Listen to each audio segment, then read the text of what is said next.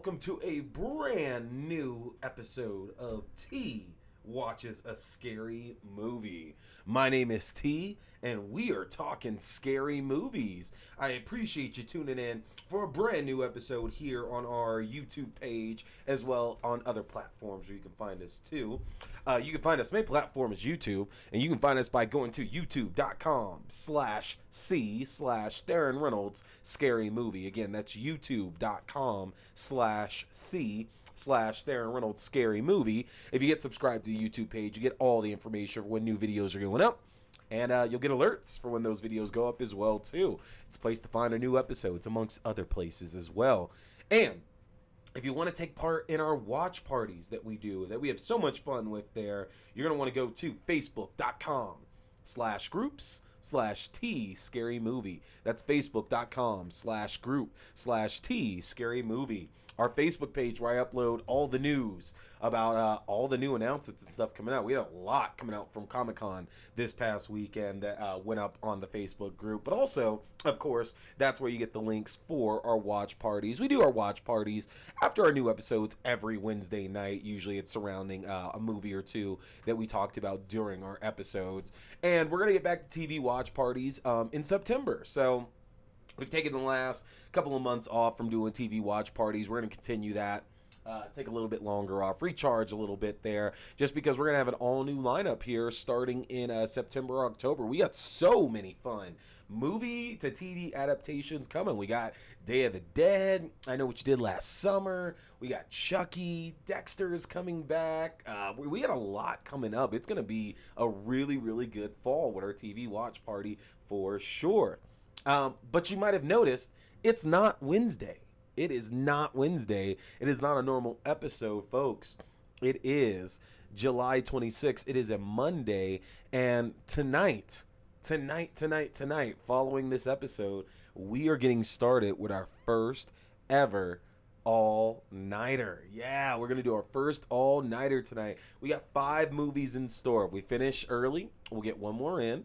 But we got 5 movies in store for y'all tonight. We got The Forever Purge. We have A Quiet Place Part 2. We have Psycho Gorman. We have VHS. And we have Jennifer's Body.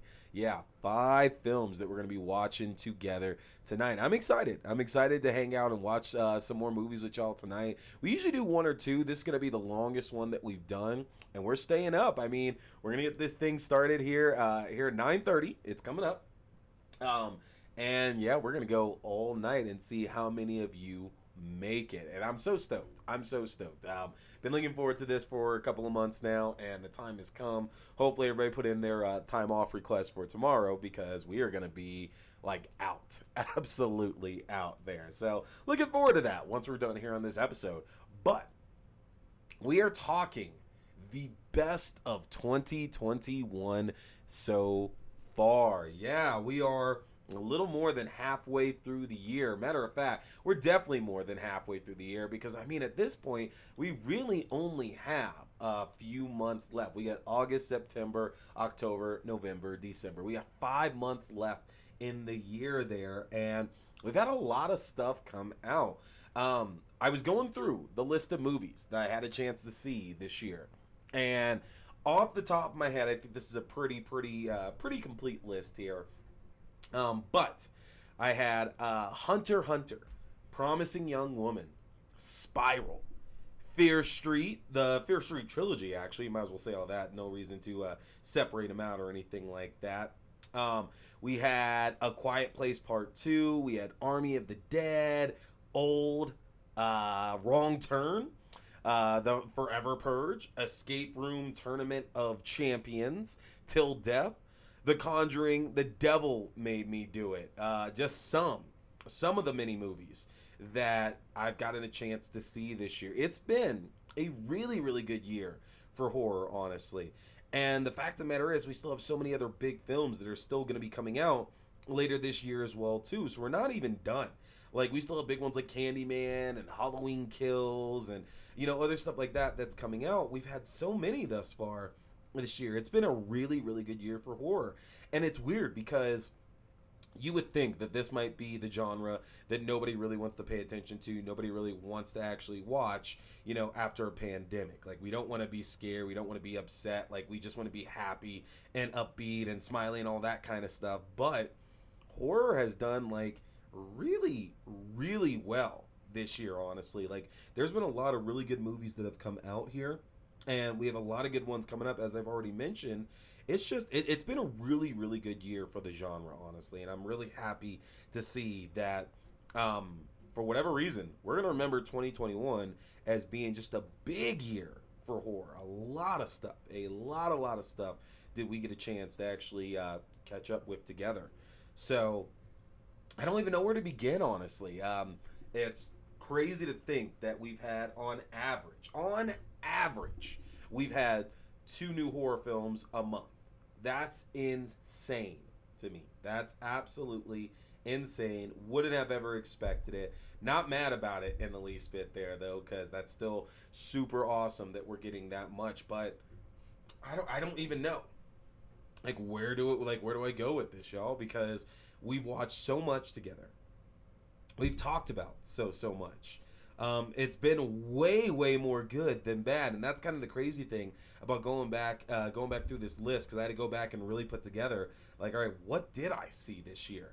And I was very surprised that I don't know if I thought there was actually more than one bad film on this list. And you should know what it is, honestly, because it's recent, and I've done nothing but talk about how disappointed in the film that I was, because I was looking forward to it so much. So very disappointing to see it went the way it went the way it did. But we'll get there.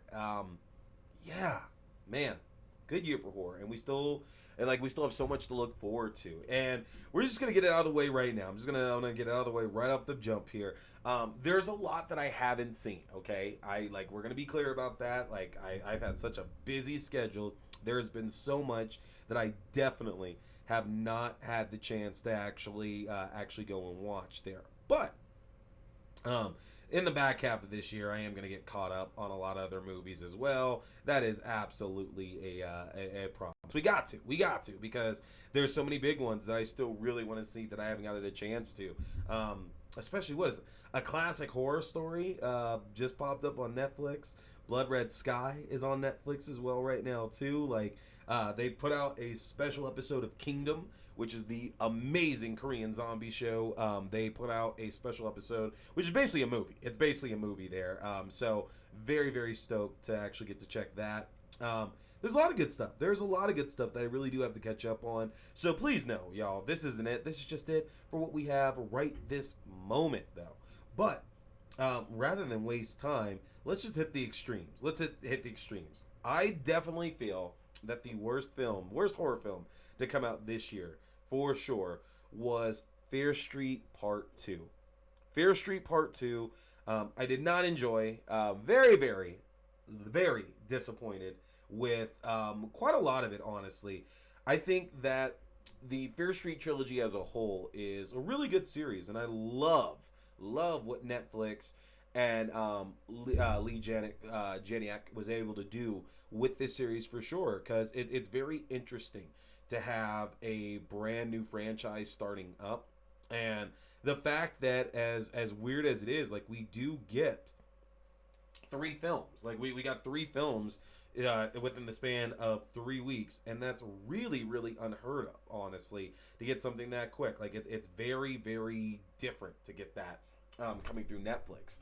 And I do hope that this series gets expanded, but I think the problem was is that, as ambitious as it was, there was always going to be there had to be a lull. There had to be a lull somewhere in this.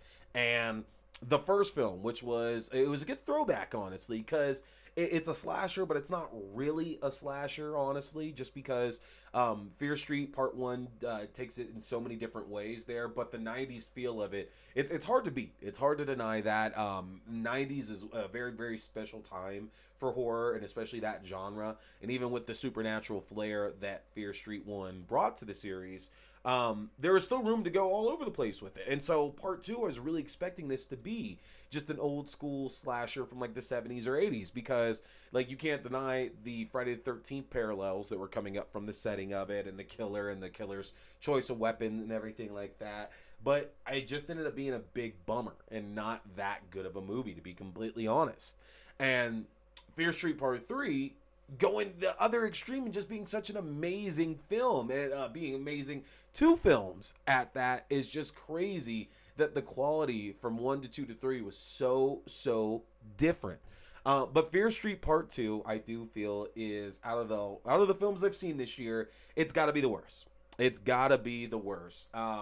And I think just because of the fact that like the expectations should be high. The expectations absolutely should have been high here for this film after how good the first one was, honestly. We absolutely should have expected this one to be just as good, and it wasn't. It really wasn't. I don't believe that can be defended at all. Anybody wants to say that. It's not. It's not a good film. And the other two are really well done, but Fear Street Part 2 hits at the bottom. I wanted more out of it. Good kills in the film for sure, but not scary. And honestly, I think having to like do more of the mythology and not the important parts of the mythology of the Fear Street series really hurt it a lot, honestly. It ended up having to carry, like, we're going to make this character important, we're going to tell you about this character, and on and on and on. It's like, cool, but ultimately you're just helping us get to the third film, honestly. Like, you haven't actually done anything that would make us, in my opinion, be that interested in this film by itself, you know? So not good. Not good for sure, honestly. Yeah, that's the worst one this year so far. And what's in the bottom half here? Because again, I believe it's 14 films that I have here, and I'm gonna count really quickly just to be sure because I gotta know for sure in that. And in the meantime, what I will say though too, y'all, is with this all-nighter that we have coming up, make sure you're eating, make sure you're staying hydrated and everything as well too. I have my handy dandy energy drinks and everything. I got some snacks. I am ready to go in on this, so y'all make sure you're prepped for that too. You still got a little bit of time for the store to start closing and everything like that. But out of the 14 films I saw, the bottom seven, we definitely want to make sure, I want to make sure that I'm being clear that they're not bad films, honestly. Like, I did not like Fear Street Part 2, but I know that a lot of people really did enjoy a lot of the aspects of it, honestly. So I'm hesitant to say, like, I think it's the worst film that came out last year for sure, but I absolutely also understand a lot of people that really enjoy it. And in the bottom half here, our bottom 7 of the 14 that I've seen, here's where we're at. So in 14th place is Fear Street Part 2. In 13th place is The Conjuring, The Devil Made Me Do It. Now, you know me. You know I'm a big fan of the Conjuring series. I think the second film is a fantastic demonic possession story. I think that is one of the best demonic possession stories that we have. I think the original is such a fantastic film as well too. Annabelle Comes Home, which is The Conjuring 2.5, is also such a fun movie. And like a lot of the other films in the Conjuring franchise, you know, we have Annabelle 1 and 2. We got The Nun, The Curse of La Llorona. Like there's a lot of films in this series there. And I think the issue is that up until The Conjuring, The Devil Made Me Do It, it was a lot of them fighting. I'm gonna be real about it, regardless of what you believe. Like they're fighting demons, they're fighting ghosts, you know, they're fighting things like that they can't actually physically harm. They can't actually do anything to those beings at all there. And switching Conjuring 3, and it's not really a spoiler, we're gonna be real here. Conjuring 3 is a story about a witch, and the fact that it is a real villain, it's a real person for these people to actually fight, like for the Warrens to actually go against. It's just interesting. It's very interesting because it just doesn't kind of make sense. Like it's like, all right, well, like this isn't really what y'all have been doing. Therefore, like there are rules. There are rules the way this is gonna work and what this witch can do and what the Warrens can do to this witch. And you know the other stories are based on real cases, as is this one. But we know about the Warrens. We know that they are pretty much con artists, honestly, and that they weren't exactly the best people that were out there.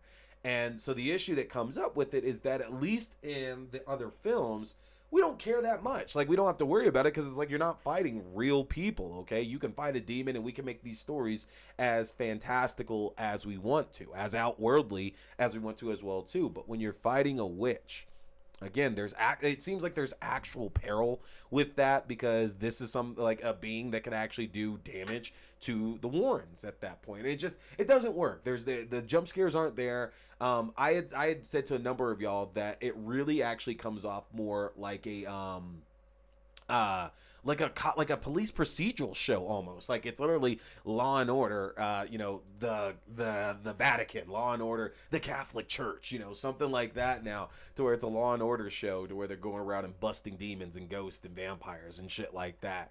And I feel that the one thing that The Conjuring, The Devil Made Me Do It showed us is that we need to get away from these real cases. It's not working anymore, and we want a little bit more out of this, because we're getting to the end of the Warrens, honestly. They're already aged super heavy in this film, and just coming again from Annabelle Comes Home and The Conjuring 2, it's interesting to see them jump like another 15 to 20 years in age, basically. And they're not as mobile as they were. They're not as active as they were in these earlier films and everything. And it's not that it's annoying. They're just not as engaging characters there. So I think the idea is that you take the series and you go and just make it fake at this point. Let's go vampires. Let's go werewolves. Let's go all of that, because everything else isn't getting us right now. Everything else is not going to work here. So, but that's just what I think. There. Coming in at 12 was the new Megan Fox horror film, Till Death, which is funny. We're actually going to talk about Till Death on our new episode this coming Wednesday. We're talking Till Death and the new M. Night Shyamalan thriller, Old. So not going to really talk that much about this one here right now. What I will say is that it's absolutely a different kind of horror for Megan Fox. This is not Jennifer's Body at all, and I will say that's a good thing. That's definitely a good thing, because Jennifer's Body, I feel a lot of it was sold on the sexiness of Megan Fox, and that, like, it doesn't matter if it's a good movie, you're going to just see Megan Fox be sexy. And we have to remember that, Megan Fox can actually act. Like, she actually, like, given the chance, she can actually act. She can play a different role. And we're going to talk about that more this Wednesday with Till Death. Number 11 was Escape Room Tournament of Champions. I had mentioned how I thought this was a very big improvement over the first Escape Room film. And it's still Saw for kids. And the traps are definitely more deadly this time. They're definitely more engaging. They're more tense. They're more suspenseful, for sure. But we can't help the fact it's PG-13 horror. There's only so much you can do with that. And because of it, it doesn't have a chance to get above a lot of these other films that I've definitely placed above that. But check out the previous episode. We just talked about this one here. If you want to hear my deep thoughts on it, it's time to go back and check this the most recent episode out to hear about Escape Room Tournament of Champions. Number 10 was The Forever Purge. Now, I said very easily, this is the best Purge film in the franchise. There's no question about it. The Purge series as a whole is not really a good movie series. It's not a strong series in my opinion. It's not a horror series either, honestly. The first film is really the only film that kind of takes that side of it's trying to go to be a horror film, and I commend it for it. But every subsequent watch you get of the of the first Purge kind of reminds you that it's just not that gripping of a series. And the Forever Purge tried to do something completely different. We were no longer focused on the one night, the actual Purge night or anything like that either. So it just worked out. It was really, really cool, honestly. And I hate to rank it this low, but they were absolutely better horror films that came out this year for sure. And we're gonna watch it together for those of y'all that have never seen this one here before. But it does stink that I have to rank it so low, but it's just, honestly, there were much better horror films that came out this year, including number 9, Wrong Turn, the latest film in the Wrong Turn franchise. If you remember, the franchise was once about a group of killer inbred cannibals living out in the middle of the woods, and about, random groups of young adults and teenagers that happen to come across this inbred family of cannibals and who are murdering them. And it's a very very basic Texas Chainsaw Massacre like kind of film. And the original film is such a memorable film, honestly. Elijah Dushku, Desmond Harrington. It's honestly a really, really fun and interesting film there. And I wasn't a big fan really of most of the sequels that have come out for it. But this one I heard was such a departure from the other films in the franchise. I really had to see it to believe it. And this actually turned out to be a really good movie, I thought, because I feel that getting away from the inbred cannibals gave this film a chance to actually do something completely different. And it's still the idea, because the idea of this series, because it is the original writer and director of the film who came back to do this one. The idea of this series, what we're getting from this movie is that it's not about inbred cannibals. It's about, or inbred backwoods murderers, cannibals, whatever. It's more so, again, just about the idea of a group of people are in a place where they really shouldn't be, and they take the one wrong turn that sets their lives up for the worst possible thing imaginable. And that's really what the Wrong Turn franchise is actually about here. And they play on that with this new film, and it actually works out really well because we get this new group of villains, the Foundation, I believe. It's been a little bit since I watched it, but we get this new group of villains, the Foundation, that do have some justifiable reasons for being, the way that they are. But also the flip of that is that it's like, well, y'all are actually also still some terrible human beings there. So as justifiable as a lot of this is, that doesn't mean what you're doing is necessarily okay either. Now, you're not just cleared of your actions or anything like that. This is another film kind of like Fear Street Part 3 that surprised me by it basically ended up being two movies in one. Because the first film is about a group of young adults that unfortunately stumble upon this wrong turn and end up making enemies of the Foundation. And the second part is a revenge film. And they both actually work really, really well. Definitely one of the better ones this year, even though I have to rank it at number 9. Number 8 was Fear Street Part 1. Fear Street Part 1. This one I've already mentioned a little bit here on the so far that I really did enjoy the fact that this was such a 90s throwback here. And we're not getting too many slashers these days. Too many slashers that take us back to like the glory days or anything like that. Like we are getting some. We definitely are getting some, but we're getting our modern slashers, which are a lot more brutal. They're far less meta and everything as well too. And you don't need meta. But that's a big part of 90s horror is that, typically the more meta it was, the more interesting it was to watch. And Fear Street definitely capitalizes on that for sure. And again, were it not for just how fantastic the third movie really was, both in its character work, in its scares, and the atmosphere, everything with it, the Fear Street Part 1 would easily be the best film in the series. But there's just a lot going on in Part 3. There's so much that just really sets it apart from, part 1 that you can't make it better. Can't make it better. So, yeah, number 8. Number 7, Old. Yeah, M. Night Shyamalan's latest film, which actually is an adaptation of a graphic novel called Sandcastle. And we're going to talk more about this one on Wednesday, but what I will say is that it is easily M. Night Shyamalan's most personal film to date. I feel most emotional film to date. Just because when you really think about it, we grew up with M. Night Shyamalan. Like a lot of y'all, if you're my age, we grew up with this guy, and he's been one of the more prominent filmmakers of our lifetime, honestly. And a lot of us didn't see a lot of his other films. Like everybody saw Sixth Sense, obviously, and to think that was over 20 years ago. That was over 20 years ago that we saw The Sixth Sense, and since then, we had Unbreakable. We had Signs. We had The Village. We had The Lady in the Water. You also had The Last Airbender. And then you had other films like he kind of produced. You had like Devil as well too. You had The Visit. And this was really the movie that he kind of needed to get back in, I feel, a lot of people's good graces. And I know a lot of people have been talking about the dialogue in this film. I didn't think the dialogue was really that bad, honestly. But this was a good movie. It actually was a good movie.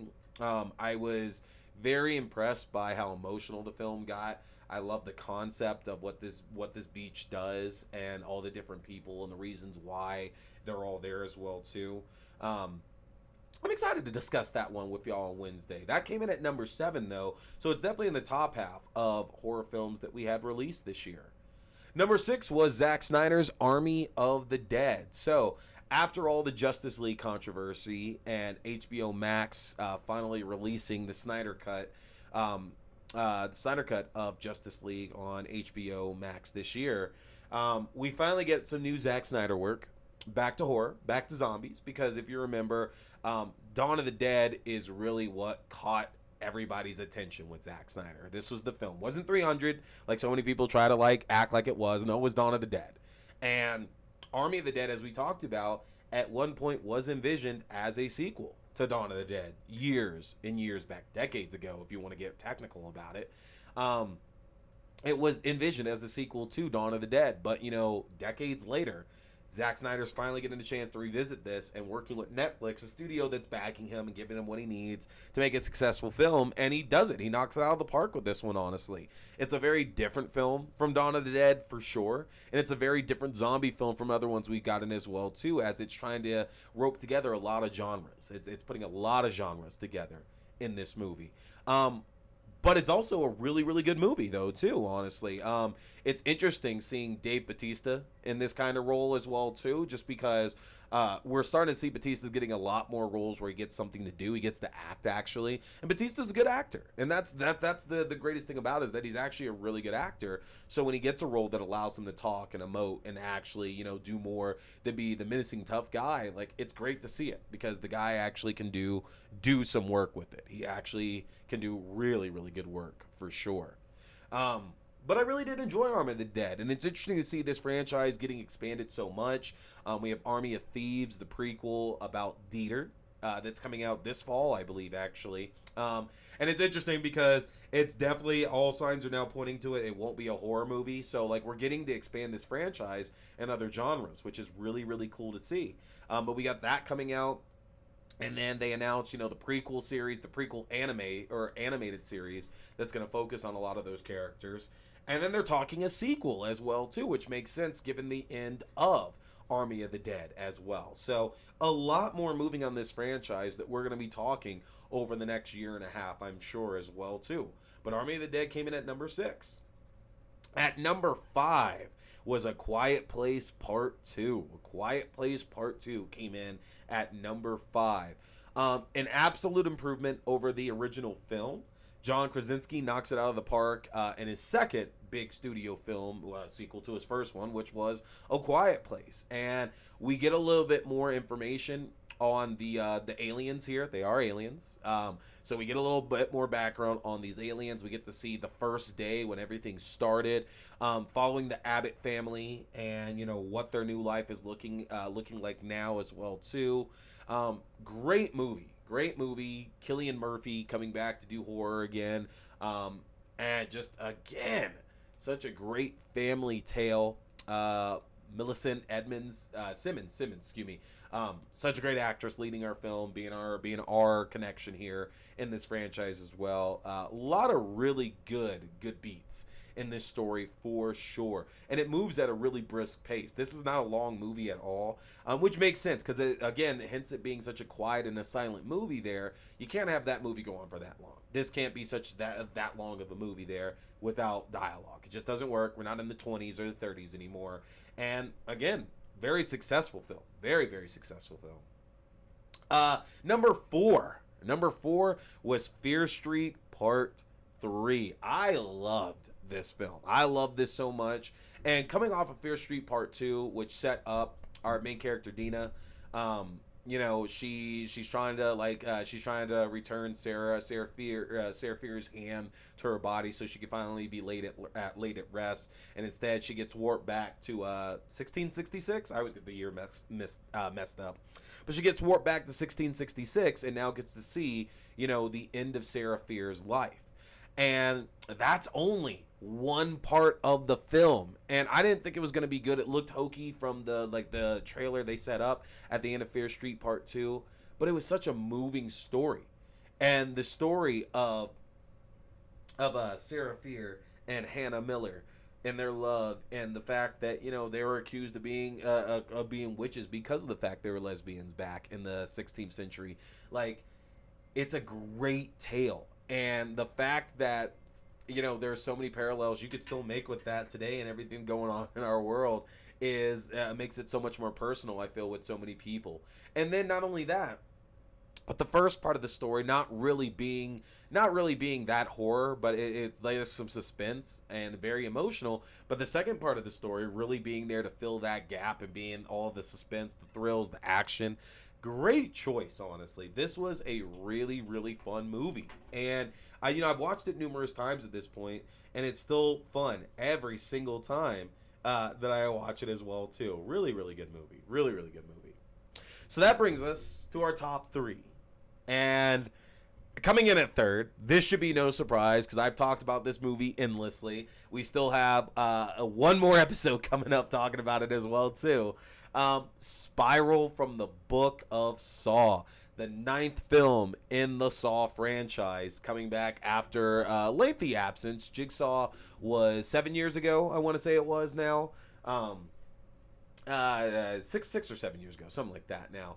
And we're back. We're years later. This is 10 years, set 10 years after Saw 3, after the death of John Kramer.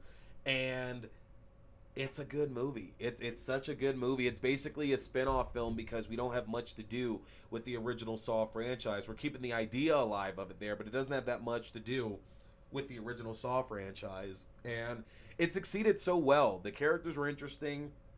Chris Rock's character was the first protagonist, I felt in the series that we actually had a deep investment in realistically, because it was a real protagonist, it was a real character, and it's also very interesting just to put it out there as well too, to have a likable protagonist as well, because that's the one thing that these movies very much lack, are likable protagonists in these roles. None of them really are. None of them really are across these films. And Chris Rock's Detective Banks was the first character I felt that actually was somebody that we could get behind, we could support, just overall was somebody we actually enjoyed watching. So Spiral came in here at number 3. I do think it's the best Saw film that's out there, and hence why it's here at number 3. And it's funny, I was just having having a chat with some of my friends about the series as a whole. We were going back and forth about what was good and what was bad. It was my friend Jeremy. He wasn't really a big fan of Spiral, honestly. And I was like, all right, here's the deal. Like, the series as a whole has a lot of black eyes in there. Spiral is not one of those black eyes. Spiral is the best film in the franchise, honestly. Good motivation by our killer. Good lead character in it. Really gruesome traps, which is what we were missing. Great deaths in it as well. Like, everything about it came together, and it's a cohesive plot. And that's one thing is that the Saw series unfortunately got wrapped up in, is with each subsequent film, we had so many twists and so many like retconning of other events that have happened that we needed something normal. We really needed something normal to come out of this here. So it was good to get away from that. It was really, really good to get away from all that and just get a linear story. Number 2 was Promising Young Woman, the Oscar winner. Yeah. We talked about this film very early this year, and Emerald Fennell, our writer and director of this, told a story about a young woman who is out there teaching a lesson to men who might prey on susceptible young women out there clubbing, drinking, partying, things like that. And it's a really, really personal tale, it feels, of this woman going through a trauma and trying to move on with her life, trying to actually get back to some resemblance of normalcy while still leading this double life and trying to make these other men out there understand the damage that they can do, the hurt and the pain they're bringing to a lot of women that are out there. And everything about it works so well between Carey Mulligan and Bo Burnham. The backstory of Carey Mulligan's character, and the trauma that came from an incident with one of her best friends, and it's interesting because you almost like you're gonna look through the movie, most of it, without like looking at it through a horror lens, honestly.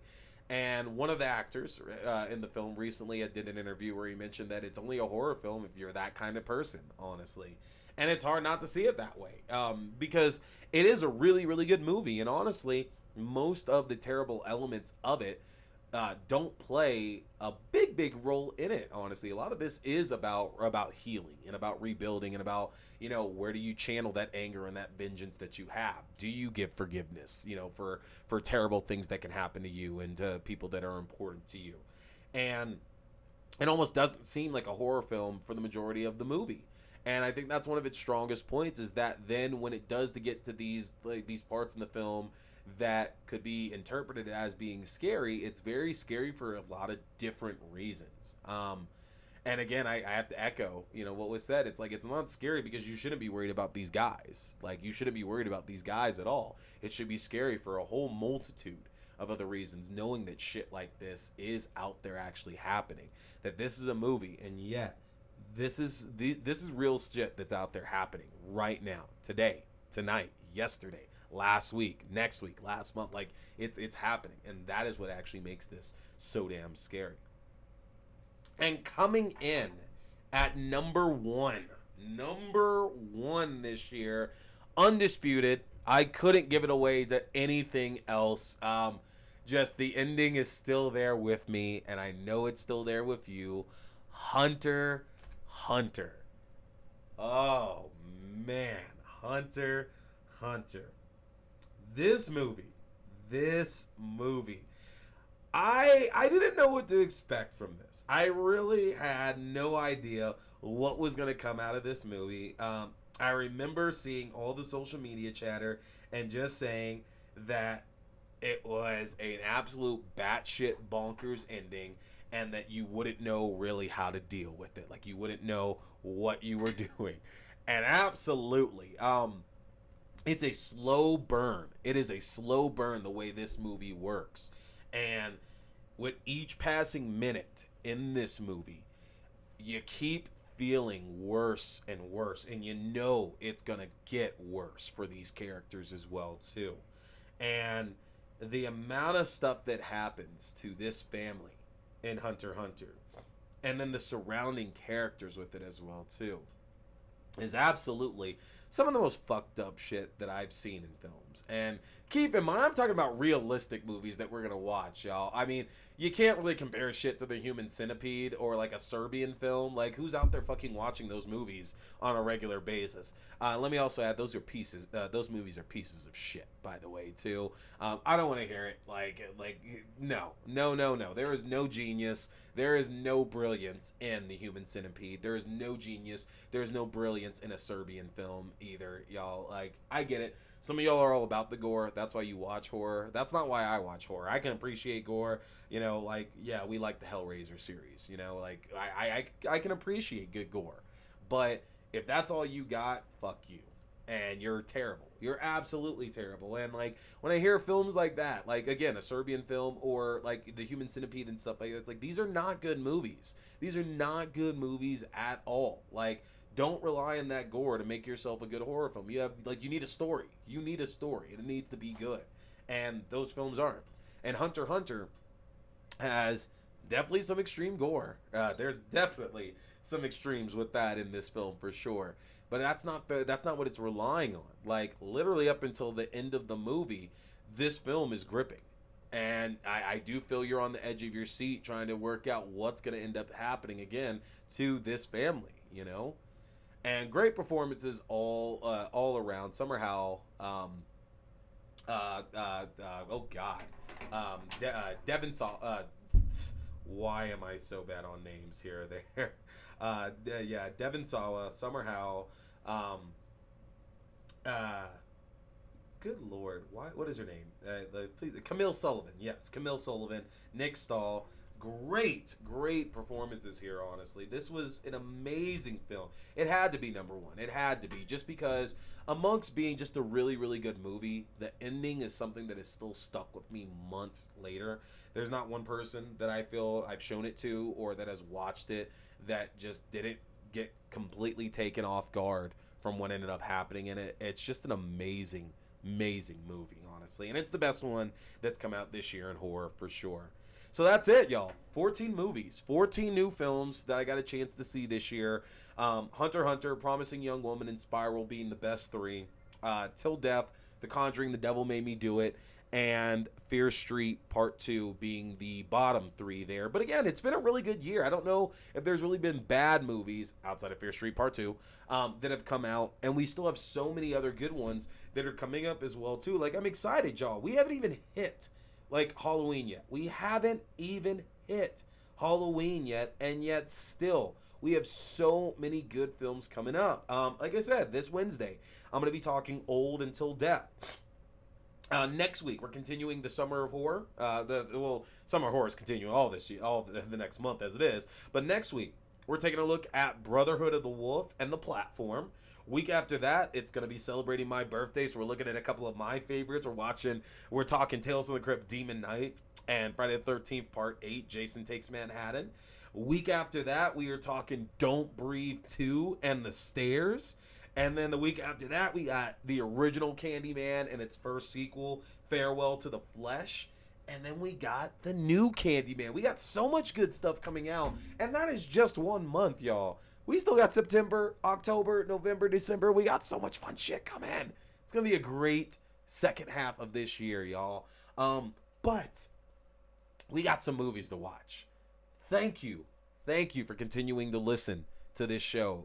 I have so much fun doing this. I have so much fun doing this with y'all, and I really do appreciate y'all watching. Stuff is opening up with this, and the more y'all watch, the more y'all give me those likes and comments and thumbs up and everything. Tell your friends, give me some views, give me some listens, because that's the thing that's gonna help out a lot. But I continue to appreciate all of y'all tuning in for this. There, let's get to the Facebook group.